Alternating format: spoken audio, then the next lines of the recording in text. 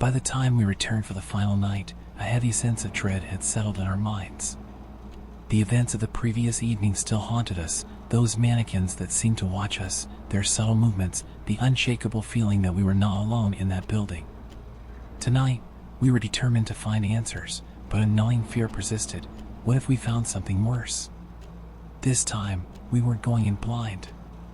My friend and I had brought a camera. If there was something, or someone, moving those mannequins, we were going to catch it on tape. We didn't know what to expect, but the thought of having physical evidence gave us a small sense of control. As long as we could document what was happening, it felt like we could unravel the mystery. We began our rounds with the same tension hanging in the air, moving through the complex systematically. The buildings loomed around us, their empty windows like black eyes watching our every move. Every creak, every gust of wind felt like a whisper, a reminder of the strange events that had unfolded over the past few nights. The closer we got to the third building, the one with the mannequins, the more my nerves frayed. My friend wasn't doing much better. His usual calm demeanor was replaced by an uncharacteristic silence, his eyes darting to every shadow, every dark corner. The night felt colder than usual, and the oppressive quiet that hung around us felt too heavy, too still. When we reached the building, we parked and sat in the car for a long moment. Neither of us wanted to go inside, but we knew we had to. "You ready for this?" I asked, trying to steady my voice. He nodded, but his expression said it all. We were both afraid. This time, as we entered the building, we moved slower, more cautiously. We had set up the camera to capture everything, sweeping it across the rooms as we moved, hoping to catch even the slightest disturbance. The flashlight beams flickered as we walked, casting unsettling shadows on the walls. The mannequins, once again, were waiting for us. We climbed the stairs toward the third floor, the building's cold, stale air feeling thicker with each step. As we reached the landing, we stopped, staring at the small window in the door to room 302. The light was still on inside, the same dim glow that had drawn us here before. Through the window, we could see the mannequins, standing in their usual positions. But something was different this time, there were more of them. "I swear there were only 4 last time," my friend whispered, his voice tight with fear. I felt my stomach drop. He was right. There had only been 4 mannequins in that room, but now there were at least 6, standing in a perfect line by the window, their faceless heads angled ever so slightly toward the door. "What the hell?" I muttered under my breath. Without another word, we opened the door, stepping inside once more.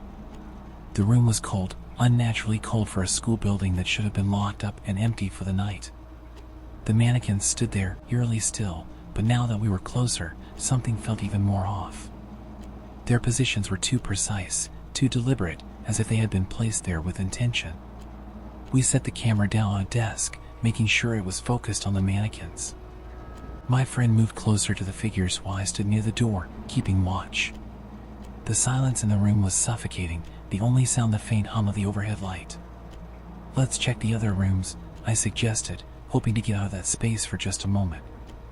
He nodded, and we began moving room to room, checking each one, mapping out the locations of the other mannequins, just as we had the previous night.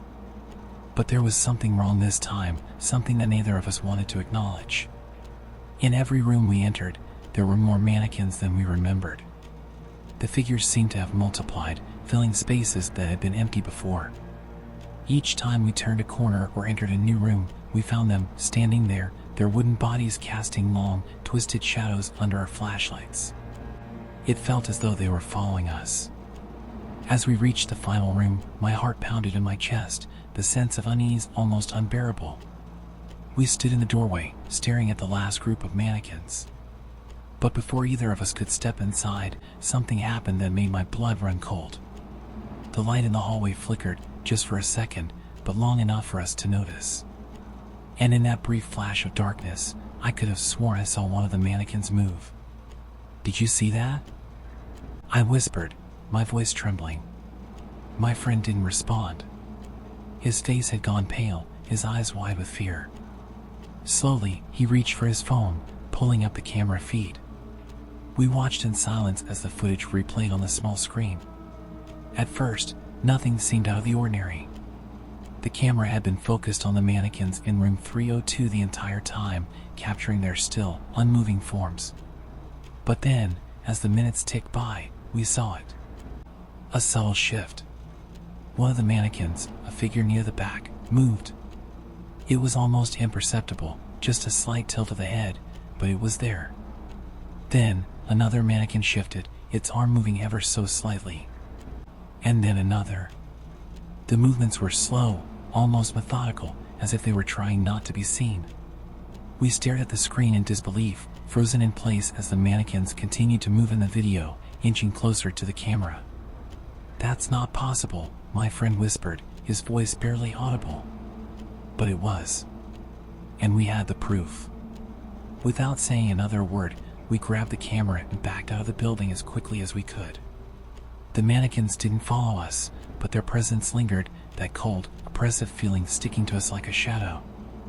Once we were outside, we locked the building down, activating the alarm system and calling it into the central office. We didn't know what we had just witnessed, and frankly, we didn't want to stay long enough to find out. That night, we drove back in silence, both of us shaken to our core. We had captured something on that camera, something we couldn't explain. The mannequins had moved, and we had seen it with our own eyes. But what terrified us more was the thought of what might have been guiding them. As we pulled into the security office, we knew one thing for sure: this was far from over. After that chilling night, we had no choice but to report the incident to our supervisors. We presented the footage, still unsure of what we had captured. Was it a clever prank, or something far darker? Our superiors were skeptical at first, watching the video in silence as the mannequins shifted in the shadows. The office was filled with an eerie quiet as the screen flickered, showing the slow, almost imperceptible movements of the wooden figures. One of the senior guards, a man named Johnson, broke the silence with a heavy sigh. "Probably just a glitch in the footage," he said, his voice steady but unconvincing. "But just to be safe, we'll reroute your patrols. No need to waste time with a building that's giving you trouble." My friend and I exchanged a glance. A glitch? We had seen it with our own eyes, felt the cold presence in that room, heard the quiet creak of wood shifting when we were standing right there.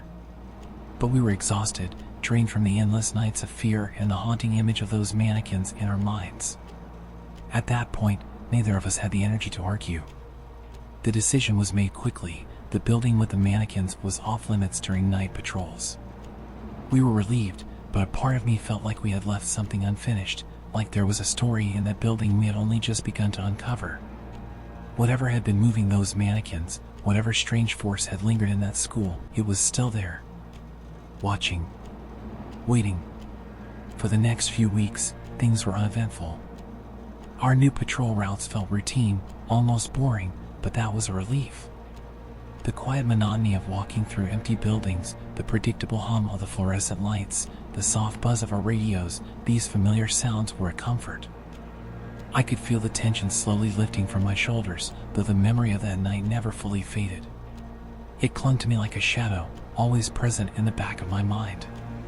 But no matter how much time passed, there was one thing that never changed: the image of those mannequins, standing in the dim light, their bodies slightly angled toward us, their stillness hiding something sinister beneath the surface.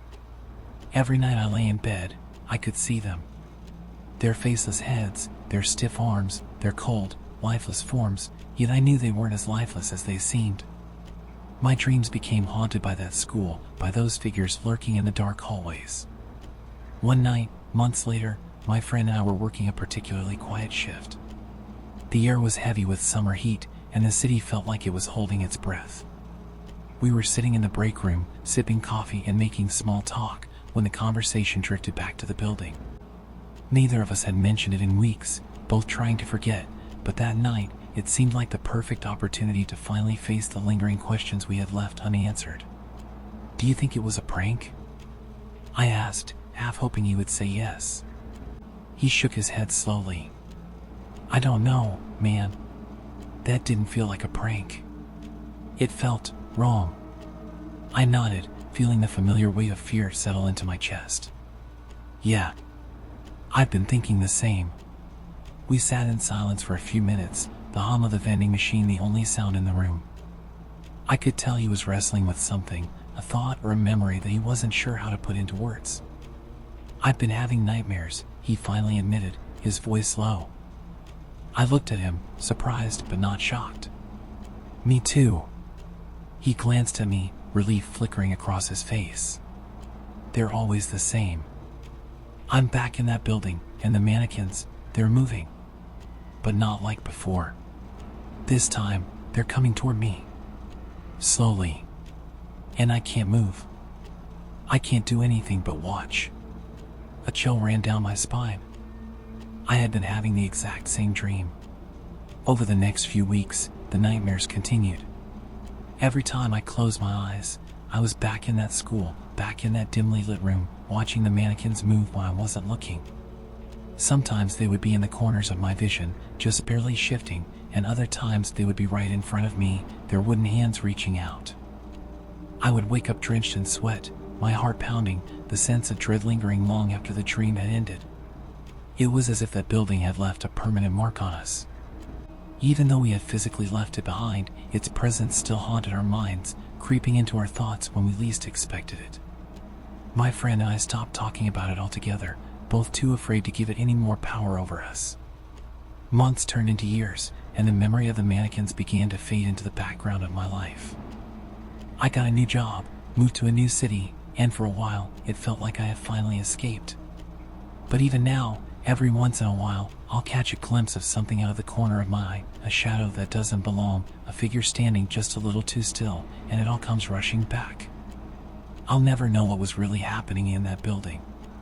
Maybe it was just a trick of the light, or a clever prank, or maybe it was something far worse.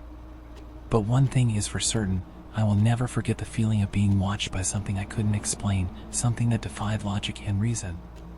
And every so often, late at night when the world is quiet, I'll find myself wondering, what would have happened if we had stayed just a little longer? Would we have discovered the truth behind those mannequins, or would we have fallen victim to whatever dark force was lurking in the shadows? It's a question I'll never have the answer to. But maybe, some things are better left unknown.